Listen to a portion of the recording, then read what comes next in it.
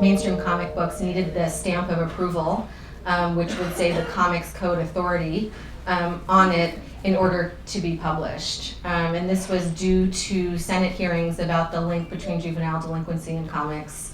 And so then this code was produced that was a pretty severe code. So one of the examples I always like to mention is that one of the strictures of the code was, in every instance shall good triumph over evil, right? Like how many truly interesting stories can happen with that stricture. I'd like to welcome you to today's event with Hilary L. Chute for a discussion of her book, Disaster Drawn: Visual Witness, Comics in Documentary Form. Hilary is the author of Graphic Women, Life Narrative in Contemporary Comics, and Outside the Box, Interviews with Contemporary Cartoonists. She is the Associate Professor of English at the University of Chicago and Visiting Professor at Harvard University. Now, I wrote out a couple of notes in my office on my way over here, and I, of course, left them in my office. So I'm going to just sort of speak off the cuff about the arc of the book, and then look at a couple of images that are really important to my thinking about comics and the project of this book sort of with you as a group. So this is a short comic by the cartoonist Ivan Brunetti, which I feel like might sum up some of the work that I discuss in this book, where there's both laughter and sobbing. So this is my placeholder image. I often get asked how I got interested in comics in the first place, and I got interested in comics by reading Art Spiegelman's work, Mouse. And this is a work that came out in 2 volumes, the first one in 1986 and the second one in 1991. And I first read Mouse as a graduate student getting my PhD in English. And one of the things that really fascinated me about Mouse as I read more about it and studied it more actually had to do with some facets of its publication history. So when Mouse 2 came out in 1991, it was on the New York Times bestseller list, and it was on the fiction side of the bestseller list. And Art Spiegelman was upset that it had been classified as fiction. And he wrote a letter to the New York Times Magazine saying, David Duke would like to think that what happened to my father was fiction. Would you please move it to nonfiction? So for those of you who haven't read Mouse, Mouse is a story about a cartoonist's struggle to visualize his father's testimony of having survived Auschwitz and other concentration and death camps in Poland. So he also wrote, because Mouse is a book that uses a sort of abstraction of picturing Jews as mice, Nazis as cats, Polish Gentiles as pigs, Americans as dogs, and so forth and so on. He also wrote, I know that I've created problems of taxonomy for you. Could you consider adding a new section to your list for nonfiction/mice? So, he's always good at these jokes. But the Times, for the first time in their history, published the letter and moved the book from fiction to nonfiction. So, as a student coming across this exchange in the New York Times, I was fascinated. And I was fascinated by the idea that people assumed that because Mouse was a work that exists in words and in images, specifically drawn images, that it was somehow less true or accurate or less non-fictional than a work that exists in prose would or could be. So why was drawing seen to be less obvious a choice for nonfiction? And I heard about a debate that actually happened at the New York Times before the book got moved from one section to the other section. And a bunch of editors at the Times were sitting around debating this. And one said, let's go down to Soho, where Art Spiegelman lives in New York, and ring his doorbell, and if a giant mouse answers, we'll put it in nonfiction. Right? So obviously that wasn't going to happen. But what was so compelling to me thinking about that was thinking about the abstraction that inheres in drawing, existing in a work that's so much about historical research, that's so much about bearing witness and testimony, and also the years and years of historical research that he did creating this book, 13 years worth, including research trips to Poland. So I got interested in how these things were coexisting in comics. Maus also won a special Pulitzer Prize in 1992 because the Pulitzer Prize board wasn't sure into which category to place a comics work about the Holocaust that pictured Jews as mice and Nazis as cats. So this whole idea of it being a special Pulitzer was part of this reception that I found so interesting. So I got interested in this idea of comics as a medium for self-expression. And this is a famous image of Art Spiegelman's comics as a medium for self-expression. Oh, John, you're such a fool. And he's saying, I'm sorry. So this became the cover of Print magazine in 1982, which was sort of a watershed moment for comics because it indicated that the print and graphic design world was taking comics seriously as a form. And it also became the back cover of a collection called Read Yourself Raw that Spiegelman edited.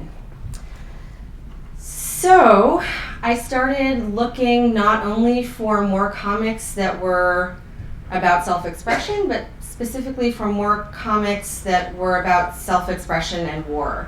So that led me to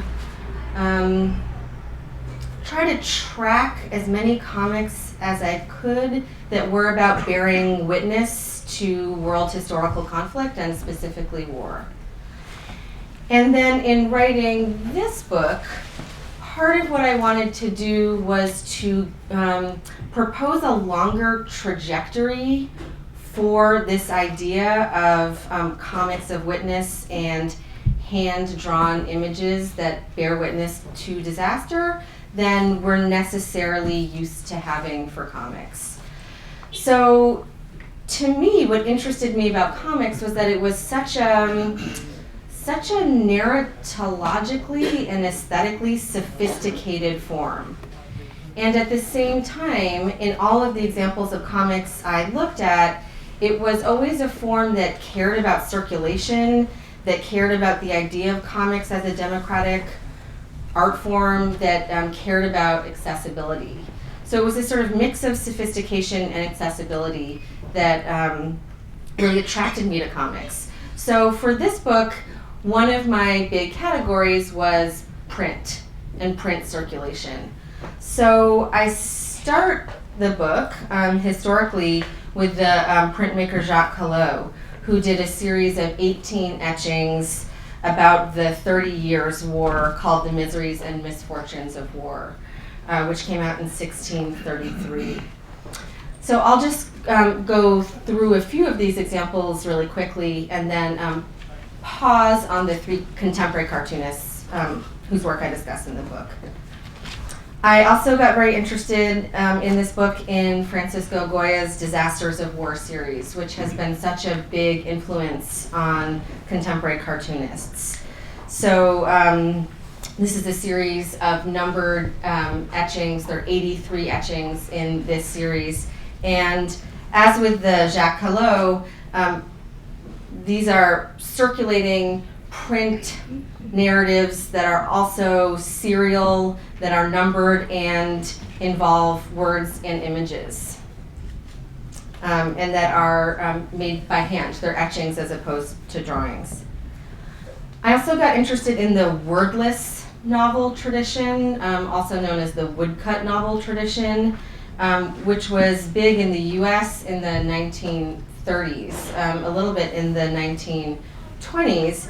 And so, for example, this image from Lynd Ward's so-called wordless or woodcut novel Vertigo, which is about the trauma of the Great Depression, was published as part of a book that Random House put out in 1937 as a so-called regular book. So you could find this book in the bookstore along with other novels. And wordless novels aren't actually wordless.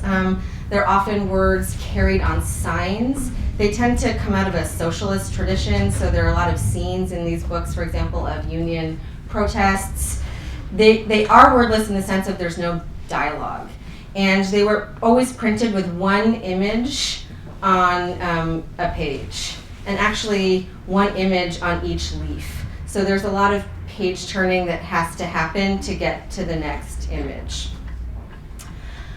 Okay, so thinking about comics proper and how comics proper, so comics that sees itself as comics, came to be a medium that also saw itself as being able to do the work of witnessing. There are plenty of comics in the 40s and 50s, for example, that were dealing with the trauma of World War II.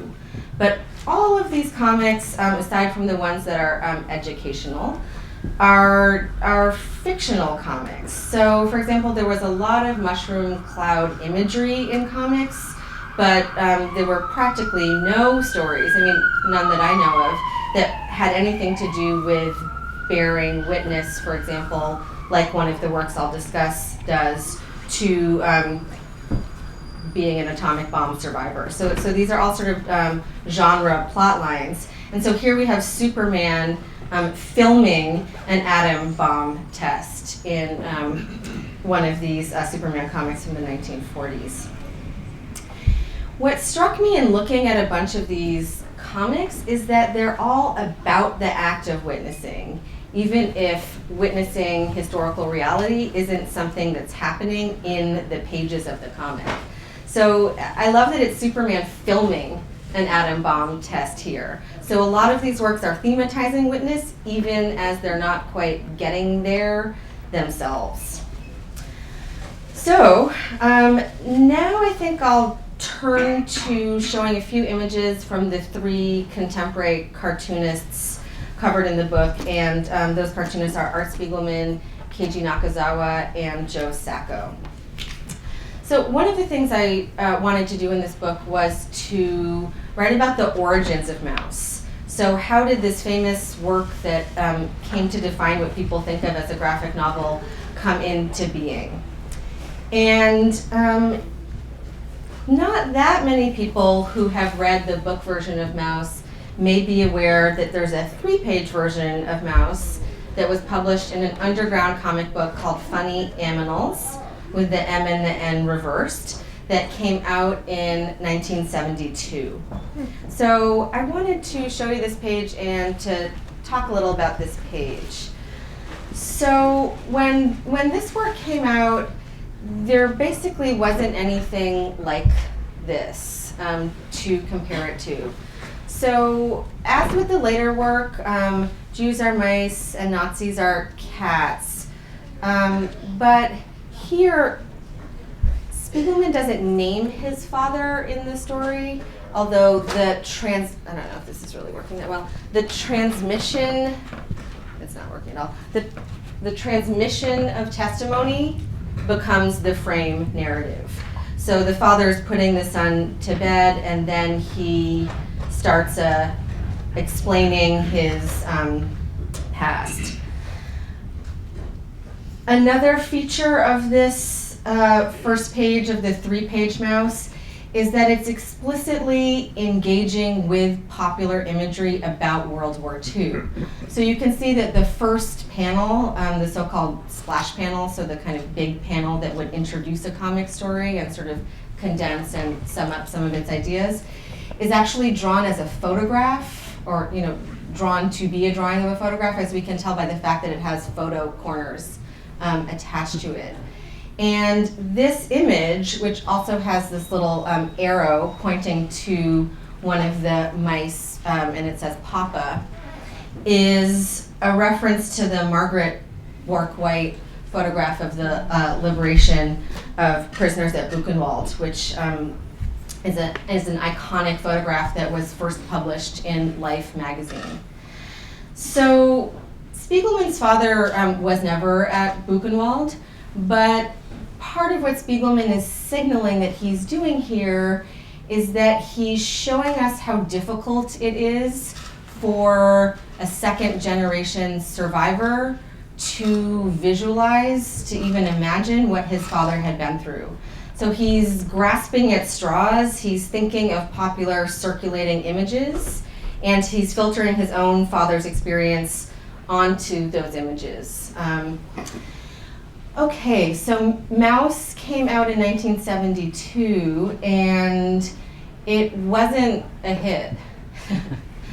Cartoonists weren't sure exactly how to respond to it, and his father's survivor community wasn't sure how to respond to it. So I mentioned this last night in a talk that I gave at the Cambridge Public Library at the Central Square branch.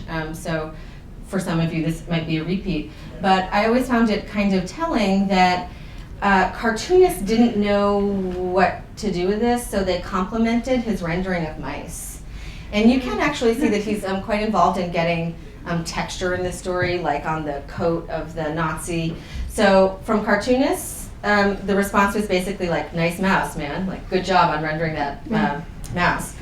And from his father's survivor friends, there was basically like an inability to comment on the fact that this narrative was visual. So there was no response to the fact that mice were used as stand-ins for people, nothing about the fact that it was comics. Basically, his survivor friends situated themselves in relation to where the characters in the story were, like at what camp they were at when they came out of such and such a place. So I like thinking about this because I think it shows just how new this kind of work was, which is to say work that's about trauma, testimony, and witness, but that's done in a conventionally popular form and isn't rejecting those conventions, but is working within them, like the funny animal or animal genre.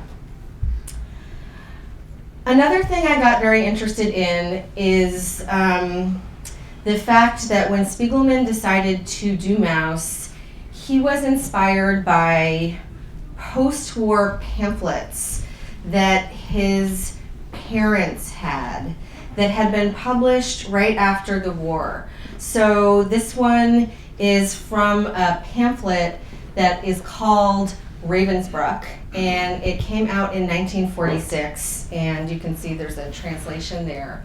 So these were pamphlets that were often created by survivors, bearing witness in drawing with a range of artistic ability to what they had been through in the camps. So another pamphlet that was very meaningful to him is simply called Auschwitz. This one is simply called Ravensbrück. And they were often printed by amateur printers. They were off-register. They were, low print run, and they circulated basically in survivor communities. So, someone like Susan Sontag has written quite famously about her first encounter with photographs of the Holocaust, and she describes that she feels like her life is in two parts, the part before she saw these photographs and the part after. So it's become a certain kind of trope in many accounts that are famous and circulate widely about first recognizing the depth of the horror of the Holocaust through photography. For Spiegelman, seeing these drawings was his first encounter with the Holocaust. So he grew up in a family in which references to the war, because the Holocaust wasn't a phrase in circulation yet, were very limited. He spoke what he calls passive Polish. His parents always spoke Polish to each other, and he could understand just enough to figure out if they were sending him to a friend's house to play or this type of thing. So he heard some references to the war through the knowledge of passive Polish and through other bits of conversation he could pick up. But for him, the war was mostly something he learned about orally, AU, and in a sort of jagged staccato way. After the Eichmann trial in 1961, he went looking in his parents' so-called forbidden bookshelf and found these pamphlets. And so his first encounter of recognizing the depth of his parents' experience was with drawings of the Holocaust. And so to me, it's sort of no surprise that he went on to become a cartoonist. And the second version of Mouse is the version that most people know. It's the version that came out in 2 books from Pantheon that I mentioned before. But even before it came out in 2 books from Pantheon, it was serialized in a magazine called Raw, which Spiegelman and his wife, Françoise Mouly, started off printing in their loft apartment in Soho with a secondhand printing press that Françoise Mouly purchased, which she dragged up the stairs and which almost killed the person helping her. And Raw magazine was printed on newsprint. Mouse was printed on newsprint as an insert in Raw magazine, specifically in the same dimensions as the post-war pamphlets, as a sort of homage to them. So the same quality of paper, the same size, printed as an insert within a larger, glossier color magazine. So this was a direct influence in shaping Spiegelman's work. So 1972 also was the year that the comic book I Saw It was published. And this is a 45-page standalone comic book by the cartoonist Keiji Nakazawa about his experience surviving the atomic bomb dropping on Hiroshima City. So he was 6 years old when this happened, and half of his family perished that day, and he and his mother and 2 brothers lived. And this was translated in the US in 1982 in color. So here's the US edition. And just to go back to the 1972 edition for a moment, one of the guiding questions of this book is why 1972? So 1972 is the year that the 3-page mouse comes out in Funny Aminals. 1972 is the year that Keiji Nakazawa's work, basically from a different side of the war, a different cultural position, also comes out. So I got interested in what's happening in the 70s that leads to comics basically reinventing itself as a form for witness. And of course, Spiegelman is a secondary witness and Nakazawa is a primary witness. So I wanted to look at one page of Nakazawa's work with you. You can see that he's writing and drawing about his own experience as a 6-year-old when the bomb hit, and he's drawing some images of people with their skin burned off, as we can see at the top, that were pretty shocking for this moment in Japan in terms of the kinds of images that were circulating, definitely in comics and elsewhere. So part of what's happening in this work is he's showing us what it looked like for him as a child, trying to make sense of violence that was so extreme that it actually appeared abstract to him. So people literally blackened, people with no skin, and in one panel he says it seems like everyone's turned into monsters. So he's working within some of the conventions of boys' comics in Japan, but also claiming this as first-person experience, bearing witness to the trauma on the ground. Now, I Saw It was the seed for a longer series called Barefoot Gen, which actually exists in 10 volumes. And Barefoot Gen was the first book-length manga translated into English in the year 1978 by an international group of peace activists. and it's a hugely popular manga in Japan. So it was the first comics text to be used in schools in the 1970s. It's been adapted to be an opera, 3 films, 2 animated, 1 live action, I think even a ballet and a television program. So there are 8 million copies of Barefoot Gen in print.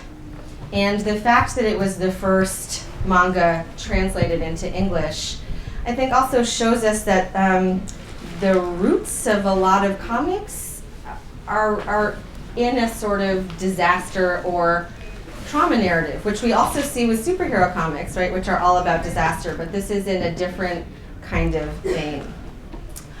Okay, so the last person I'll talk about is the cartoonist Joe Sacco. And I write about all of his works, at least a little bit, in Disaster Drawn, but I focus on his book called Footnotes in Gaza, which is his last long-form comics journalism text. So Sacco is a cartoonist who calls himself a comics journalist. And another thing I was interested in tracing in this book, which ends with Sacco, is the tradition of the artist reporter. For example, in the 1840s, in the Illustrated News in London, and the whole history of the artist reporter that we can track with the Crimean War and the US Civil War, and on through Joe Sacco, who's working in this tradition and in this vein right now, even after the age of the camera and the photograph and the video. So an image from Joe Sacco's book is actually the cover of my book. So this is an image of the Srebrenica massacre from July 1995. And my book obviously doesn't have the text here, but this is the actual panel from the comics. So you can see some of the attention to detail here, like the cane, which has always struck me, that's in the pile of bodies. So one of Sacco's techniques as a cartoonist is to draw as much as possible individuated bodies and faces, even when he's drawing something like a mass grave. Sacco became famous for a work called Palestine, which is about the first Intifada. And Palestine came out as a comic book series starting in the early 90s, over a couple of years. So this is number 8. And one of the things I've always loved about the visual idiom of this work is that he doesn't eschew comic book conventions, the way Nakazawa doesn't either, and the way Spiegelman doesn't either. I mean, look, we have those big green colorful letters spelling out Palestine. It seems almost childish, but then the image that we have there of a cemetery is, anything but childish. So instead of rejecting comics conventions, he's re-signifying them for a different subject. Now, Nakazawa's comic book, I Saw It, has a title that is an explicit reference to Goya's famous caption from The Disasters of War, This I Saw, which was, I don't know if you remember, but it was the image that I flashed up a few minutes ago. Sacco is also heavily influenced by Goya. So this is Goya's painting, the 3rd of May, 1808, from 1814. And one of the characteristically Goya things that this painting does, that Manet actually explicitly copies in his Execution of Maximilian series, is the sort of horizontal piercing of the frame across the space by an implement of death, right? So we also see this in the Execution of Maximilian, and we see this kind of composition where the implements of war are sort of horizontally coming into the frame from this side of the frame, also in the etchings. So Sacco picks up on this across his work, but especially in Footnotes in Gaza.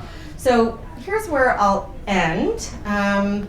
This is a page from Footnotes in Gaza in which we can see this sort of direct homage to Goya at the top. And one of the things I find really powerful about this page is how multivalent it is. I feel like this is a page that shows us what the grammar of comics can give us for stories that are about testimony. So we have this striking image at the top. Then we actually have the face of the person who's testifying. And the panel trims this person's face or cuts it off at the top and the bottom so that what we see most centrally are his eyes. And his eyes that in the scene of testimony are nominally looking out at Sacco, but seem to be looking out at us.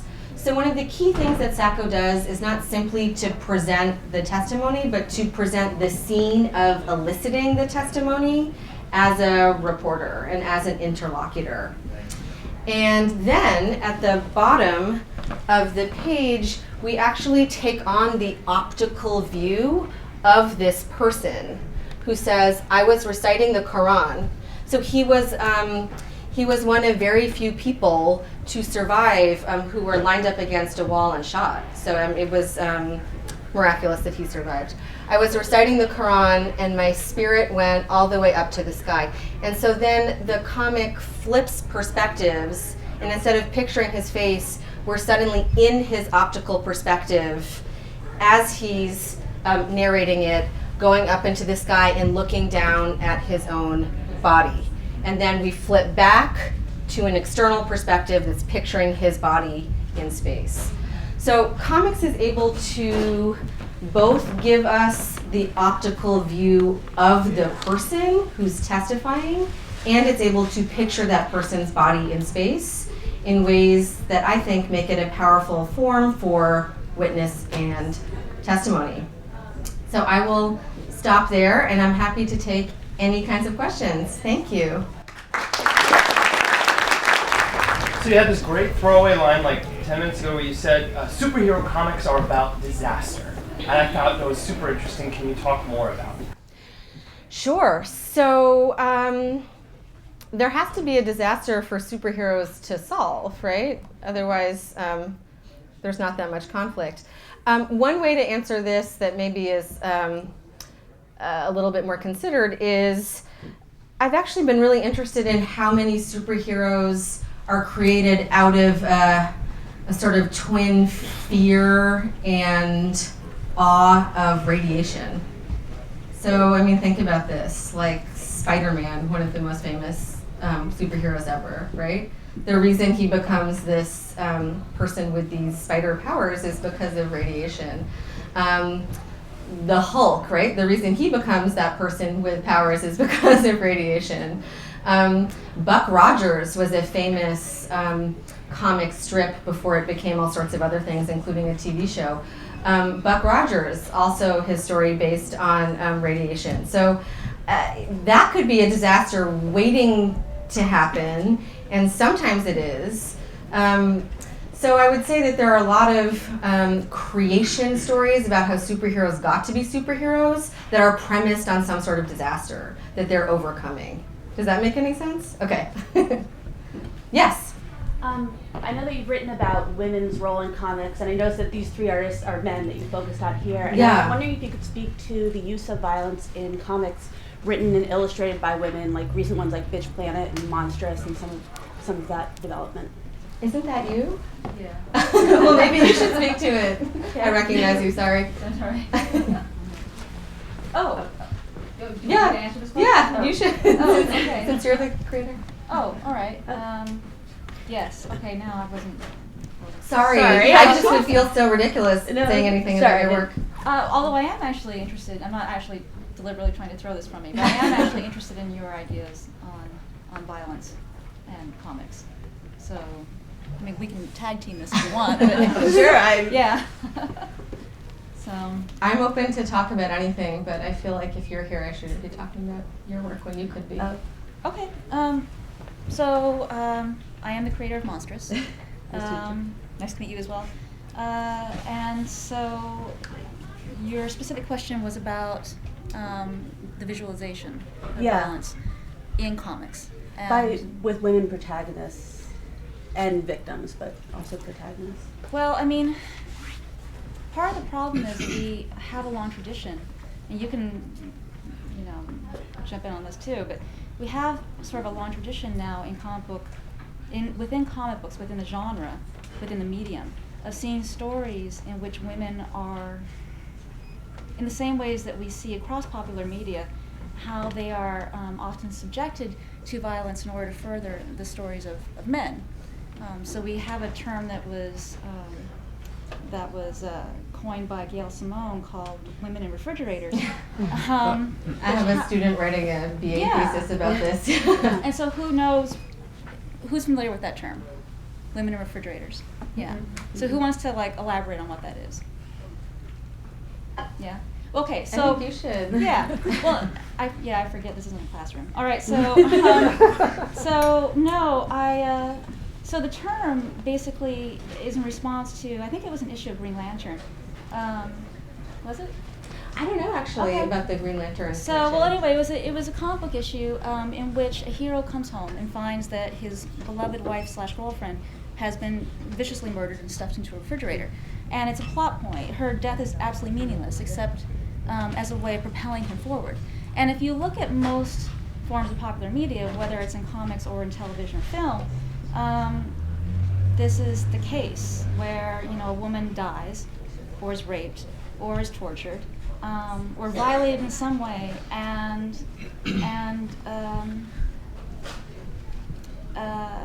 for no reason really other than for the benefit of the male character and his plot. And so when I think about my own work, when I think about Monstrous, which is a world that takes place after a very devastating war, the whole idea is to sort of circumvent that and to tell a story that isn't about male agency and violence, violence against women, but a story in which women are fully engaged, and the story doesn't revolve. There is violence being committed, but it doesn't serve a plot. It doesn't serve sort of this, it doesn't serve men. It's all in service of a female, woman-based story. Right. And so where I would jump into that account is in terms of non-fiction work or graphic reporting, which is something that I'm obviously really interested in. I write a little bit in the Coda about one work, which I'll just mention as an example, which I am really, really fascinated by. And I couldn't write about it in much length because it's actually still a work in progress. It's not out yet. But the cartoonist Phoebe Gluckner, who did a book called The Diary of a Teenage Girl that was actually made into a movie this past summer, and also a book called A Child's Life, is currently working on a long form, and it's been a long-term work of graphic reporting about the serial sexual murders of young women in Juarez in Mexico. And something that I found so interesting about the form that this work is taking is that it's doing something very literal with the trope of making the hidden visible, which is the sort of famous feminist trope. So she's actually drawing scenes of these women's murders that are completely outside of the public eye, just based on research. So by some accounts, hundreds of women have been murdered in Juarez since 1993, and people who really follow it know that it's more like thousands. And she's also making this a multimedia project because she said that she found it too difficult to draw some of this work. Like she said she felt like she was killing these women by drawing them being killed. So she's a tenured professor at the University of Michigan, and she has sets in her studio that are precisely at a quarter scale. And she builds felted wool dolls that have complete sets of genitals, although they're felted wool, so that they can rape each other and kill each other. And she creates these scenes and she photographs them. So her work will alternate drawing with photography of these scenarios that she's building. So this is super weird and super fascinating work, and it's work that she has been reporting on. So she's been to Juarez over a dozen times. So she's doing on-the-ground reporting, but then coming home and building these sets in her studio in addition to drawing them. And she hopes that this work will be able to be in a kind of digital format where there will also be limited animation.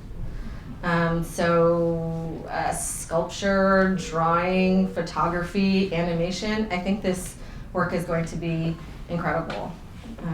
So that's one example of work happening. In the original map, the 3-page mouse, if I'm not mistaken, the representation of the mice is really interesting because it's very detailed, the texture, you can kind of almost see the fur. Yeah, it's really about texture. And he changed that with what became the book, where it's a lot more abstracted, so to speak. If you compare that with Sacco, what I always found interesting was the kind of very sort of detailed, if you look at the faces, he's being quite realistic, so to speak. And it's something I always wondered about, and I was curious if you had any comments on that. Yeah, that's such a great question. Thank you. So I would say that Sacco and Spiegelman have sort of a shared ethical project that they execute in opposite ways. So part of Sacco's ethical project is to make concrete and obvious and legible and present on the page individuated faces for populations that he feels have been ignored in the world arena, right? Now, a lot of these populations in the Balkans and in the Middle East happen to be Muslim. He doesn't only do work about Muslim populations, but that has happened to be a pattern of his work, right? So it's about presenting the individuated face. So another page in Footnotes in Gaza, for example, simply has a grid of same-size panels of people's faces with their names and with the first sentence of their testimonies about the same event. So it's very much about making the face part of the project. And so I often think about Levinas and sort of the face of the other as a kind of ethics with Sacco's work. Spiegelman is doing something kind of opposite. The faces of the mice and mouse, they're basically like inverted triangles. I find him incredibly skilled in that they're so expressive, even though they're so simple. But he has said that the reason he made his faces so simple is because he wanted non-Jews to be able to look at the faces and not be able to think that isn't me.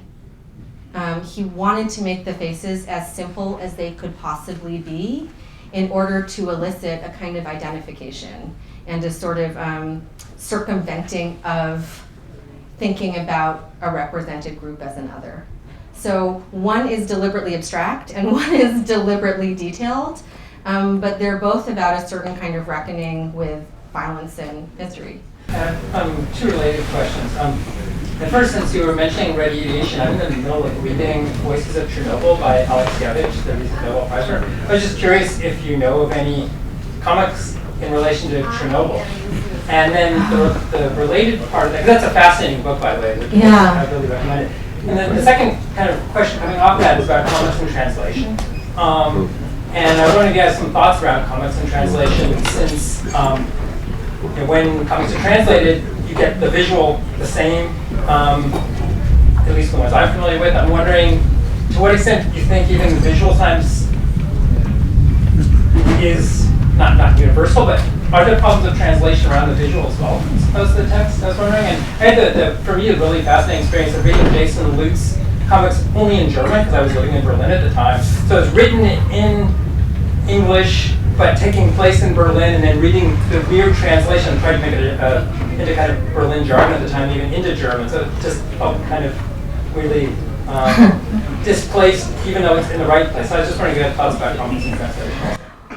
Well, the question of do comics provide a universal language, right? So there have been so many debates around film, like is film a universal language? I don't know if I think that comics are a universal language, but I'm trying to think of an image that really wouldn't translate across cultures. And I'm having trouble coming up with one off the top of my head. So I think that's a fascinating question.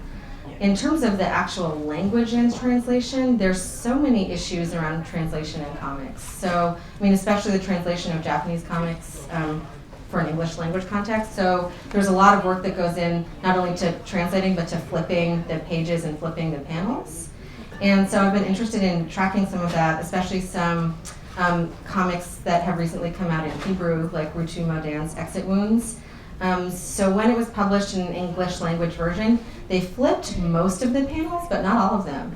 And so I actually had a student do a master's thesis on why, what are these weird disruptive moments where it's not translated the way we would expect it to be translated.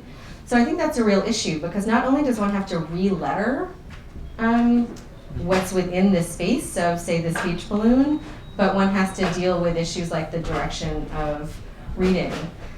Now, I'll just speak about one thing that I know about with translation and Mouse. So Mouse has been translated into sort of 30-something languages. And it's interesting to me that the two countries in which it's had major trouble with translation have been Israel and Germany. So I think that sort of shows how ideological translation can be. So in Mouse, for those of you who haven't read it, Art Spiegelman's father, Vladek Spiegelman, speaks in a kind of broken English. That's what Art Spiegelman calls it. So he speaks Hebrew, which he calls Jewish in the book, and he speaks Polish, and he speaks English. He speaks English to his son, as I mentioned before. Polish was the secret language he spoke with his wife.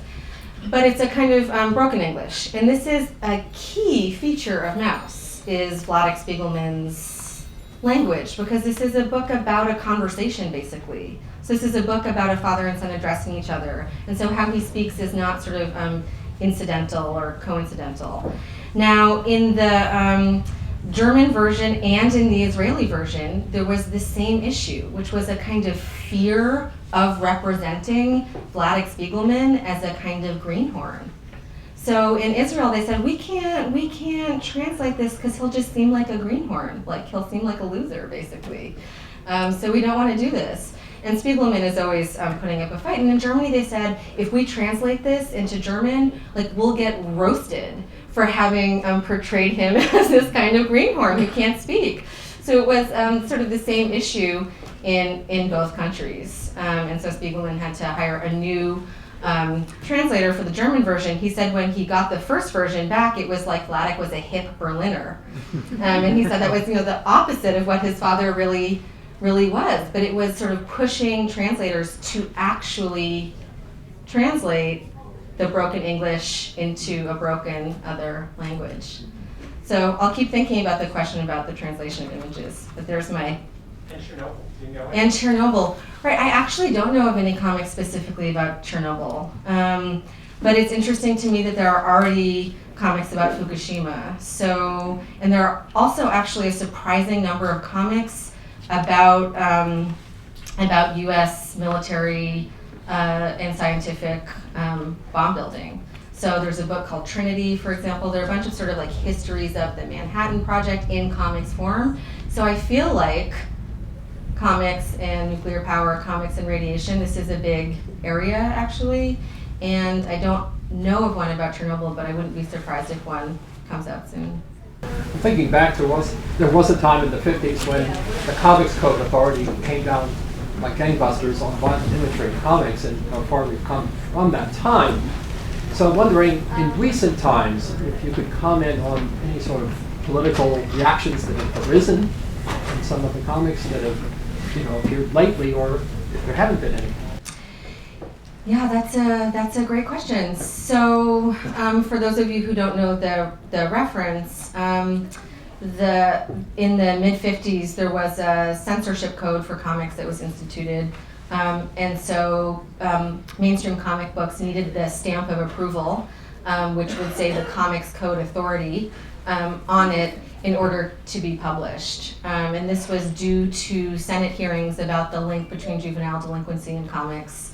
And so then this code was produced that was a pretty severe code. So one of the examples I always like to mention is that one of the strictures of the code was in every instance shall good triumph over evil, right? Like how many truly interesting stories can happen with that stricture. But in terms of censorship in comics now, I feel like this is so much more of a live issue than maybe I expected, but maybe I was naive to expect it wouldn't be a live issue. So, for example, Keiji Nakazawa's Barefoot Gen was censored in the Matsui Municipal District in Japan in August 2013, and that became a big international news story because of its graphic images of Japanese imperial troops committing atrocities on the China border. Alison Bechdel's Fun Home isn't a book I talk about much in this book, but her work was deaccessioned from libraries, and actually just this summer, this isn't quite the same as censorship, but it was the Common Year Reading for Duke University, and a Duke University student wrote an op-ed in the Washington Post that the Washington Post published called "Here's Why I Refuse to Read Fun Home," and it also became a national news story. So it sort of blew my mind to be looking at CNN in an airport and see Alison Bechdel's book cover flashed on the screen because of the images of sexuality.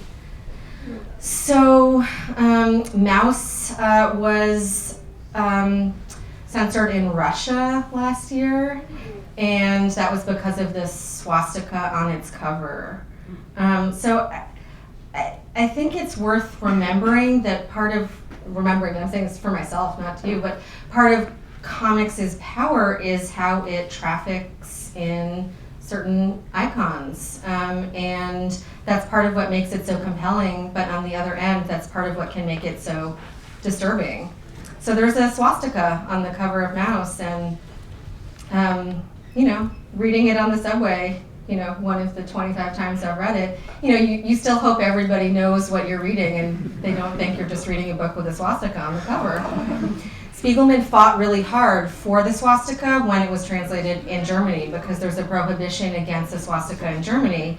So, lucky for him, he happened to be friends with the Minister of Culture, so he got it published. But one thing that has always tickled me is that there was a documentary that came out, and I think it was called Romper Stomper, and it's about neo-Nazis in Germany. And in this documentary, there's a scene that's filmed in a squat with a bunch of neo-Nazis, and you can see that they have a big poster of Mouse in the squat, and it's sort of like, oh, these poor neo-Nazis, Mouse was the only swastika they could get. They probably don't even know what this book is about, right? That it's about the testimony of a Jewish survivor, but there it is.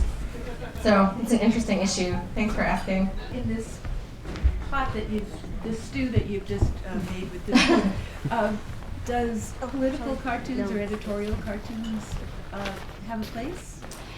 So, yes, in that there's such a long and interesting tradition, for example, of anti-war political cartooning and editorial cartooning. So that's all stuff that I was interested in learning about and knowing about. I think for me, part of what I was really interested in for this book was storytelling and narrative about war. So I wasn't looking at single panel images as much as focusing on these longer form stories. But we can see with something like the Charlie Hebdo controversy, just how powerful this single image can be, and just how powerful the reactions it can stir up are. So cartooning, which is generally a single panel image, and comics, which is generally involving a sequence, share the same kind of language of condensation and visual distillation. So it packs the same kind of punch. It's just that cartoons are generally a single image and comics are generally multiple images or frames. In the beginning, you were talking about Art Spiegelman's non-reaction from both the survivors that he knew and from fellow drawers. And I wondered, it sounded as though you read interviews so that you knew what was going on with his life when he was bringing these things out. And I wondered, do you have any remarks on how he dealt with that? And then I also wondered, and where you heard about how people reacted to his work. And also I wondered, since there were these pamphlets that were circulated in the survivor communities, why did the survivors that he knew, why were they not able to understand his work in the context of this historical precedent? That's a really good question. So I worked on a book with Art Spiegelman called Madame Mouse about making mouse, and that's basically how I know about the reactions that he got when Mouse came out in the early 70s. There are a lot of really interesting interviews with him. So for example, there's a whole book collection of interviews with him published by the University Press of Mississippi. And a lot of those interviews are really rich and really interesting. Something that was lucky for me editing this book, Madame Mouse, with him is that he and I just talked to each other for 2 years. We got a tape recorder, I'd go over to his studio, we'd talk for hours and hours and get it professionally transcribed. And then I edited it after literally 2 years of talking to be this conversation that is in Madame Mouse between the two of us. So I learned a lot of stuff like that set of reactions from talking to him about it. I would say in terms of how he dealt with it, I think he's always, I think he is uneasy about fame and almost works best when he feels like no one is understanding what he's doing. So I don't think it slowed him down at all. I think it actually kind of fired him up because then he went on to start doing this longer version of Mouse in 1978. So he wasn't at all dissuaded. In terms of your last question, that's such an interesting question.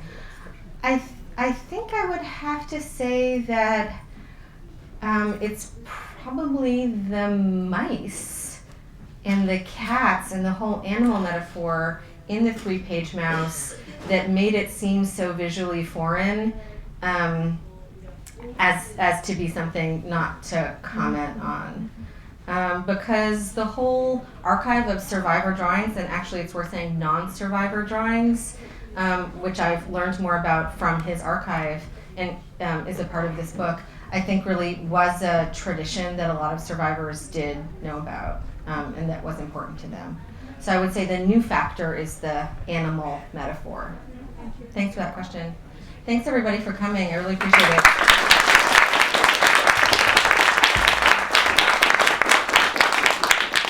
For household workers, the language of care and kin masked their central concerns of rights and responsibilities.